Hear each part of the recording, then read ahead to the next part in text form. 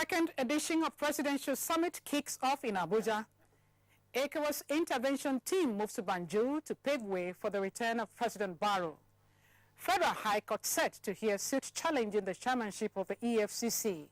These are more on Panorama today from the Lagos Network Center. I am Viera Chumuba. Stay tuned. We will be back shortly.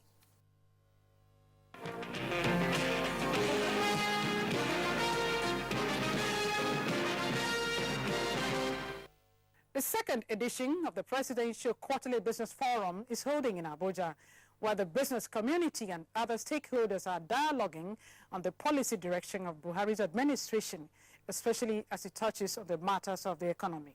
State House correspondent Jude Unifade reports. The first edition of this business forum came up in September 2016, where ministers then explained government policies as they relate to the economy. Here at the second edition, it is the turn of players in the industry to give their own assessment of how these policies have affected their businesses. From the assessment, government receives feedback from players in the organized private sector on its policies aiming to diversify the economy and ensuring a robust industry. Indeed, it's our strong belief that sustainable economic growth is only possible if it is private sector led. And a great deal of attention has been paid, as you will probably find, in sustaining private sector leadership, especially in the plan's economic recovery and growth plan 2017, which is to be launched next month. To achieve these aims, 3 key recommendations were made, which include more access to foreign exchange and the review of current tax policy. There is a need for seamless coordination and synergy between fiscal and monetary policies in driving the economy. I am recommending all the federal government to make sure that we have enough food to eat, encourage the industries, make sure people get jobs, then forget about foreign exchange. Then we have very good result. That's it. The ease of doing business that the government has set up, the Committee on the Ease of Doing Business, is very, very important. But one thing I want to mention is that we, private sector, want to be part of this committee because we know where the shoe pinches. We expect that we will have unity of purpose in tackling problems that face the private sector so as to enable the private sector to become an engine of growth for the economy. From the banquet hall of the State House, Jude Unifade, NT News.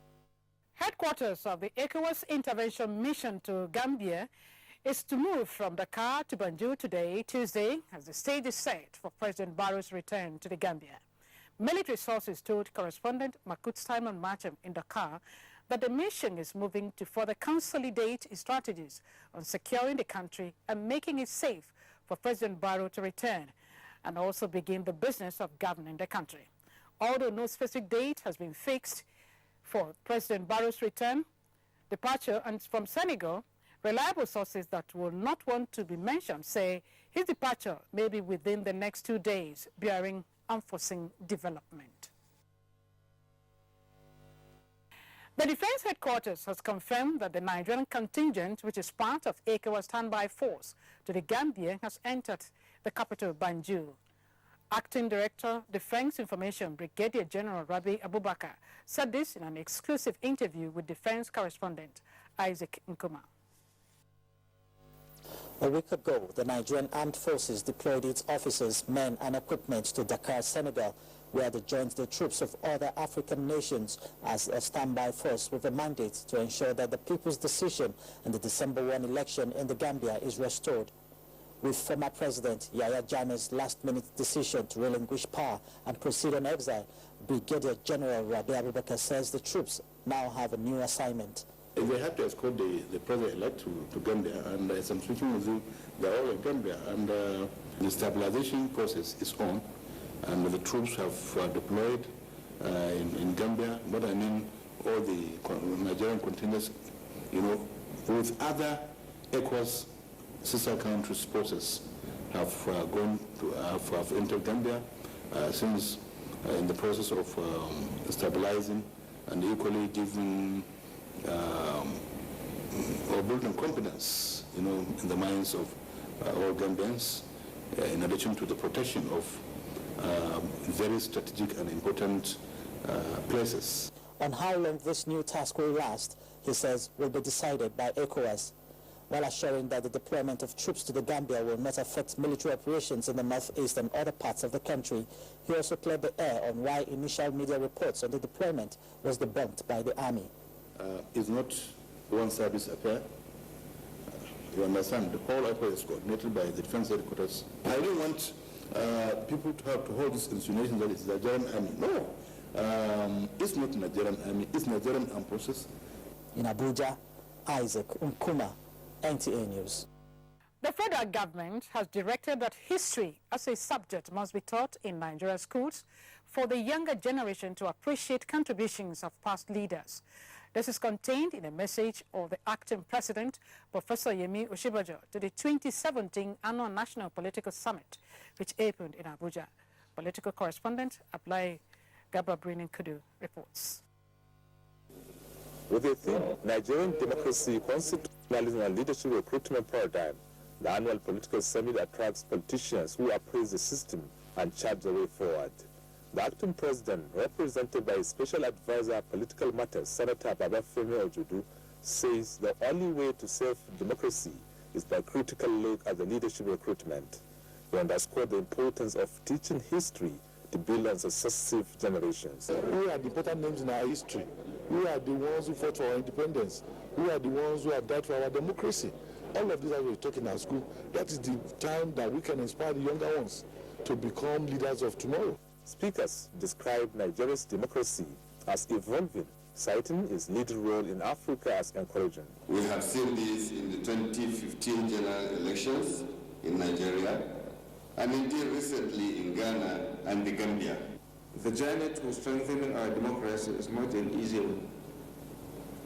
The contending tendencies are many, and therefore we must all try to continue the fight.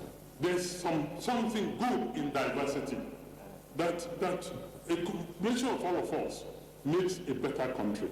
It's important to us that we celebrate and recognize that we are one.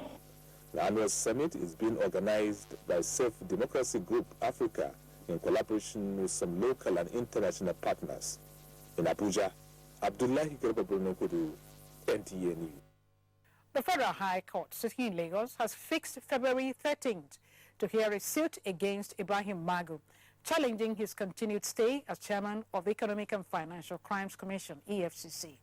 The court has also reserved the 21st of February for judgment in a no-case submission filed by a former acting Director General of NIMASA, Callistus Obi. A lawyer and right activist, Ebu Adegborua, had urged the court to forthwith restrain Ibrahim Magu, acting EFCC chairman, from parading himself as such. In the first suit filed on the 16th of January 2017, Adegborua is also asking the Senate not to entertain any further requests for the confirmation of Magu as chairman. The defendants in the suit are the Senate, Attorney General of the Federation, EFCC, and Ibrahim Magu. When the case was mentioned, Adegborua announced appearance for the plaintiff, while there was no representative for the defendants. The trial judge, Justice Mojisola Olaterebu, adjourned the suit to February 13th and ordered service of processes on the defendants. Also, in the case of 136 million naira fraud against the former acting Director General of NIMASA, Callistus Obi, the defense counsels Wala Akone and Joseph Wobike urged the court to hold that the prosecution has not made out a prima facie case to secure conviction of the accused persons. They urged the court to discharge the accused persons. Counsel to EFCC Rotimi Oyedepo objected to the no-case submission of the counsels and urged the court to call upon the accused person to enter their defense. He argued that the evidence on record shows that funds were transferred and proved that they were not administered for official purposes. Oyedepo submitted that the court should take cognizance of the totality of evidence adduced by the prosecution before arriving at a conclusion. Callistus Obi was charged alongside Alu Dimasu, a former personal assistant to Patrick Akpobulokemi, former Director General Nemasa. Judgment has been slated for the 21st of February. In a bid to consolidate on its infrastructural renewal drive, the Lagos State government has disclosed plans to commence the construction of 181 local government roads in the current fiscal year. The state governor, Akinwumi Ambode, made the disclosure at the first quarterly town hall meeting for the year 2017. It was the sixth in the series. Nusa Usula reports. While highlighting the plans of his administration for the first quarter, Governor Akinwumi Ambode said that it is imperative to embark on the construction of more roads in the state to attract investors and make communities more economically viable. A lot of road constructions that we did, the Mara Depot Road, Ijogbo Ibai and Amoyodofi, Inike Judo Bridge in Badagry, Adisaji Gulu Street in Oshodi, and then Adisabalogu Iboyo Street in Amapere. And then the improvements that we've been doing on the making axis, removing all those roundabouts, about 3 of them, and then the flyover, which we believe the flyover will be completed before May 27. The governor also added that in continuation of his administration's quest to address housing deficit in Lagos, his government's rent-to-own and rental housing policy came into effect last quarter to provide affordable housing units across the 3 senatorial districts, saying that there are presently 4,355 units available with over 500 applicants pre-qualified so far, and allocation will commence next week. Our government stepped up activities geared towards community policing to complement the police and other law enforcement agencies in the state. We inaugurated the board of the state's neighborhood safety corps. The safety corps will become operational before the end of March. The idea is this: we will have 100 safety corps in each local government, so we'll be recruiting 5,700 people. Ambode, however, charged Lagos residents to continue to pay their taxes as at and when due, so that they can continue to enjoy the dividends of democracy. In Lagos, Musa Usula, NTA News. You're still on to Panorama, coming to you from the Lagos Network Center. More reports after this break. Don't go away. Nigerians, our fearless officers and men of the Nigerian military are winning the war against Boko Haram. Today, all occupied territories have been recovered and Boko Haram has been degraded. Our affected brothers and sisters are getting their lives back. However, they are now after you and me. In our mosques, churches, schools, motor parks, markets, entertainment centers, and public gatherings. Be vigilant. Be security conscious. Report suspicious persons, objects, and movements to the police and other security agencies. The security of our nation is a duty for you and me. Nigeria, unite against terrorism. This message is brought to you by the Federal Ministry of Information and Culture.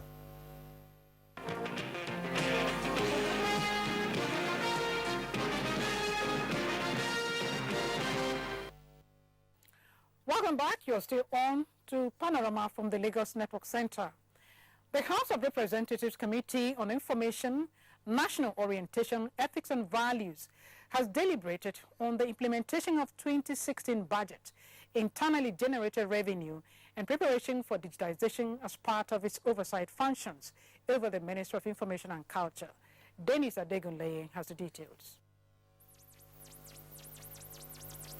At the NTA, members were briefed on figures with respect to the implementation of the 2016 budget, including 2.9 billion naira internally generated revenue out of a projection of 5 billion naira, with challenges attributed to various factors, including the economic downturn. And while 91% of a total allocation of 6.896 billion naira was released, only 41% of allocation to capital projects, about 395.2 million naira, has been released. The Director General of the NTA, Yakubu Ibn Mohammed, explains the impact of this on completion of projects. He also highlights efforts towards meeting the digital switchover deadline in June 2017. With digitization, the issue of content becomes very, very relevant. So we will need more funds for content acquisition. We will need funds for the procurement of equipment and replacement of obsolete ones. Definitely, there must be challenges. We will report back to the House the challenges, if at all there are any challenges revealed to us, and how do we jointly tackle the challenges. The Director General of VON, Osita Okechukwu, emphasized that the 2016 budget allocation was not aligned to the new media, and consequently, the agency, while making significant strides towards digital broadcasting, is still behind its global contemporaries. In Abuja, Dennis Adigmeye, NTA News. The Chief of Air Staff, Air Vice Marshal Sadiq Abubakar, says the general well-being of his personnel, who played one of the most important roles in logistics support in the deployment of air power, would be given utmost consideration. He stated this when he inaugurated 2 blocks of 3-bedroom presidential quarters for officers at the Sam Etan Air Force Base. Ikeja Ken Ibeliwe has details. The Chief of Air Staff told the officers and men at the base that logistics is critical to the successful conduct of the Nigerian Air Force operations. This is because they have contributed greatly to the restoration of peace, security, humanitarian efforts, and well-being of Nigerians. He said the Nigerian Air Force is committed to creating an enabling working environment for its personnel with a view to motivating them to discharge their duties effectively and efficiently. It is therefore only appropriate that such a base receives commensurate attention in terms of infrastructure and facility development for the general well-being of its personnel. In this regard, the Chief of Air Staff assured the personnel that the Air Force will continue to address the huge deficit in accommodation across the Nigerian Air Force base in the country. The projects are named after some personnel of the Nigerian Air Force who died in the line of duty. In Lagos, Ken Igbeluge, NTA News. As part of efforts at improving the welfare of personnel of the armed forces, wife of the Senate President, Oluwatoyin Saraki, presented various items, including medical kits worth thousands of naira, to the 9th Brigade Medical Center, Ikeja, Lagos. Annie Daniels has details. Wife of the Senate President, Oluwatoyin Saraki, commended the Nigerian Armed Forces for their steadfastness in maintaining peace and security in the country. To this end, she urged well-meaning Nigerians to assist the government in its efforts at improving the welfare of the military personnel. It's actually today that I discovered that the population of the cantonment is 2 million citizens of armed forces families are living here in this cantonment. That's bigger than some countries. For me, every challenge is a ladder to be climbed. And so long as we keep trying, we will get there in Nigeria. In meeting the health needs of wives of military officers and their children, Toyin Saraki, through her pet project, the Wellbeing Foundation Africa, presented medical and health kits to expectant and nursing mothers, as well as empowered several midwives with various health care kits. When you educate women about their bodies and that everything they need to look after their newborn child is actually inside their body, it gives them the confidence. That's why my foundation invests in midwives, in putting midwives at the right place with the right training at the right time, because an investment in one midwife is an investment in 3 people, the midwife, the mother, and her newborn baby. Wife of the Senate President added that the welfare package will be extended to civilians across the country. In Lagos, Annie Daniels, NTA News. The former Senate President, Ken Nnamani, and former Governor of Old Anambra State, Jim Wobodo, have registered as members of the All Progressive Congress, APC, during the ongoing registration exercise taking place at the Southeast Zone. Chimobi Walter Naji reports. The Southeast chairman of the party, Ima Enugu, said the choice of the 2 elder statesmen registering in the zone is a clear indication that the party has gained acceptance in the zone.